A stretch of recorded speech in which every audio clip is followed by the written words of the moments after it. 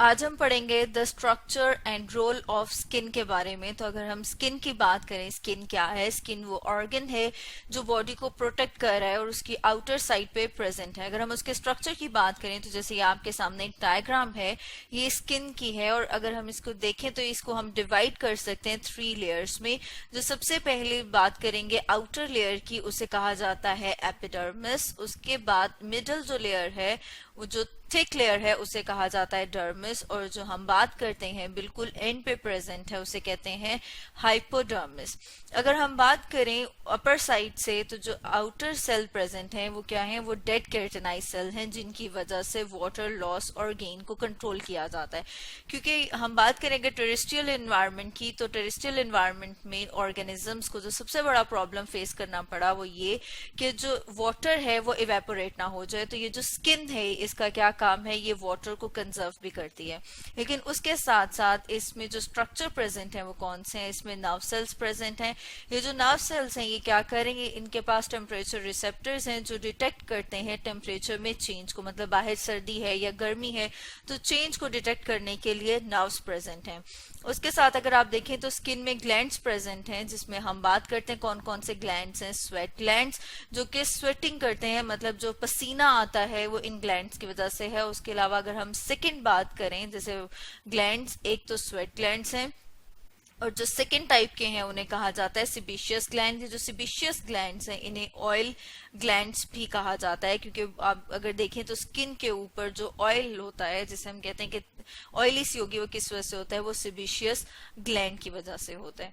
उसके अलावा आप देख रहे हैं कि यहाँ पर ब्लड वेसल्स प्रेजेंट हैं, ब्लड कैपिलरीज हैं, वेन्स हैं। ये क्या करती हैं? एक तो ये कि ये ब्लड सप्लाई कर रही हैं, उसके अलावा इनका रोल भी है टेम्परेचर रेगुलेशन में, जो अभी हम आगे पढ़ेंगे।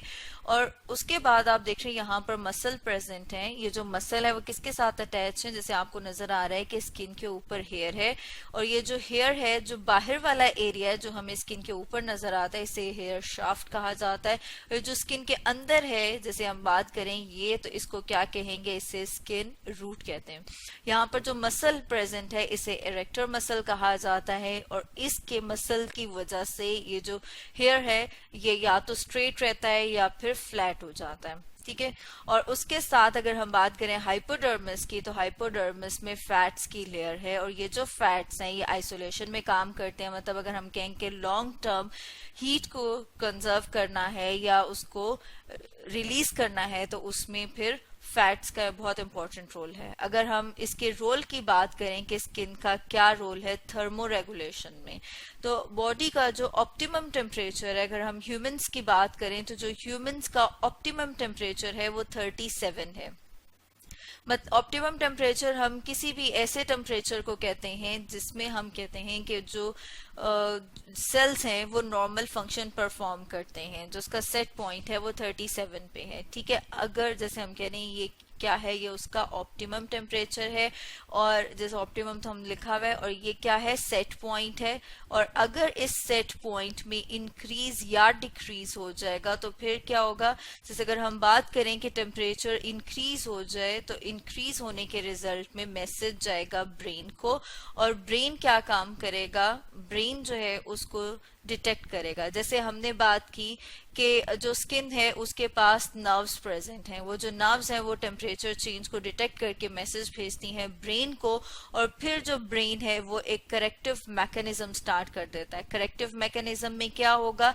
करेक्टिव मैकेनिज्म का मतलब ये है कि वो ऐसे मैकेनिज्म स्टार्ट कर देगा जिसकी वजह से जो टेम्परेचर है वो दोबारा नॉर्मल हो जाए। जैसे इस डायग्राम में आप देख रहे हैं कि यहाँ पे मैकेनिज्म शो किया हुआ है।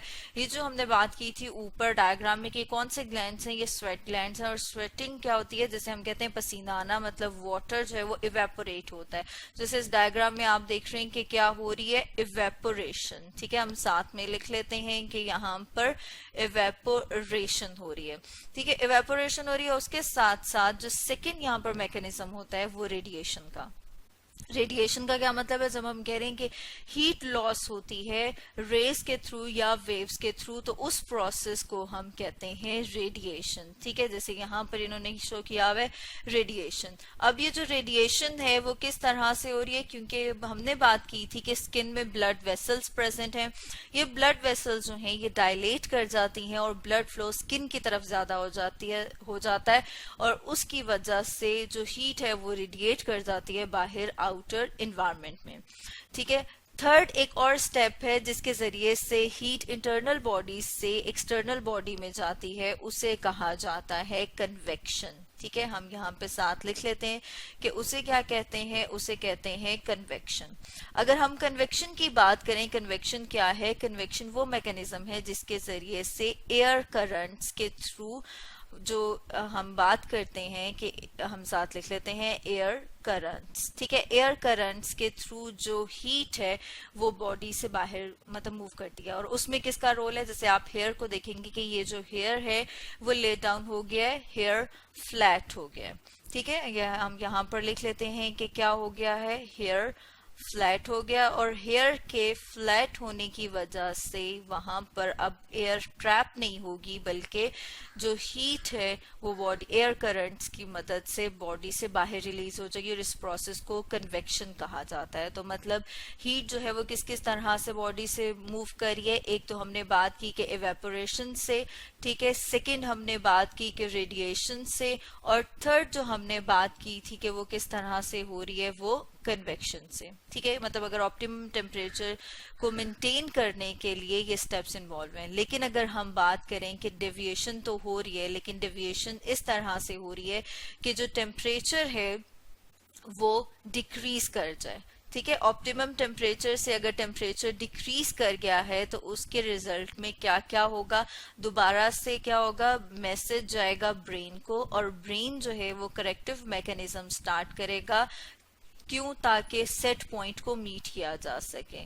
ठीक है, सेट पॉइंट को मीट करने के लिए जो मैकेनिज्म स्टार्ट करेंगे वो होगा।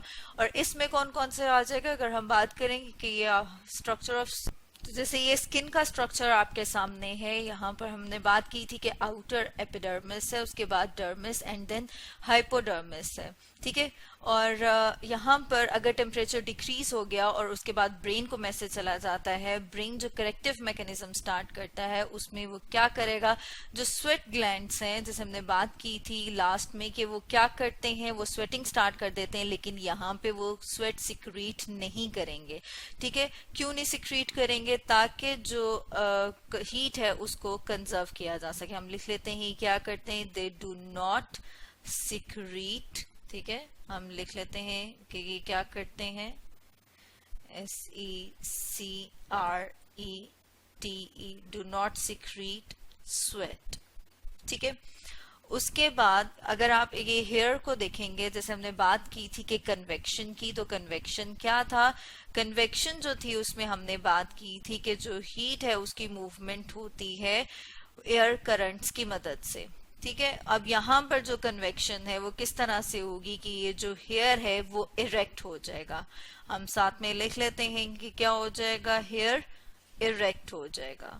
जैसे आप इस डायग्राम में देख रहे हैं कि ये जो हेयर है ये इरेक्ट हो गया, मतलब ये खड़ा हो गया, और इसकी वजह से होता क्या है कि एक एयर की लेयर ट्रैप हो जाती है इन हेयर्स में, और उसके ट्रैप होने की वजह से वो जो एयर की लेयर है वो काम करती है इंसुलेशन का।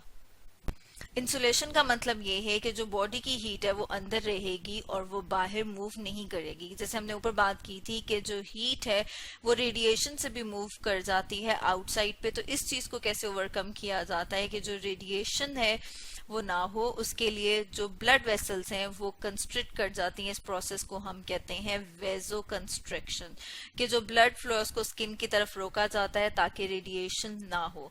तो जब हमने बात की कि सेट पॉइंट को मीट करने के लिए कौन कौन से वो मैकेनिज्म को अडॉप्ट करता है, सबसे पहले ये कि जो स्वेट ग्लैंड्स उनको क्लोज किया जाता है ताकि स्वेटिंग ना हो। कन्वेक्शन के थ्रू एक इंसुलेशन की लेयर डेवलप की जाती है, जो हम कह रहे हैं कि एयर की लेयर ट्रैप हो जाती है, और उसकी वजह से जो हीट है वो कंजर्व हो जाती है। वो क्यों होती है? क्योंकि जो हेयर्स हैं, जो बाल हैं स्किन के, वो खड़े हो जाते हैं और उनके खड़े होने से वहां पे एक गूस बॉम्ब की तरह से हो जाता है। मतलब ये कि एयर की लेयर ट्रैप होगी और वो इंसुलेशन का काम कर रही है। ठीक है, उसके बाद अगर हम बात करें कि थर्ड जो हमने बात की थी वो क्या थी कि रेडिएशन से, तो उसके लिए वेजो कंस्ट्रिक्शन हो जाती है, ब्लड के फ्लो को स्किन की तरफ रोका जाता है ताकि रेडिएशन के थ्रू हीट का लॉस ना हो। ठीक है, और इस तरह से हीट को कंजर्व कर लिया जाता है। तो स्टूडेंट्स, आज हमने पढ़ा structure and role of skin के बारे में।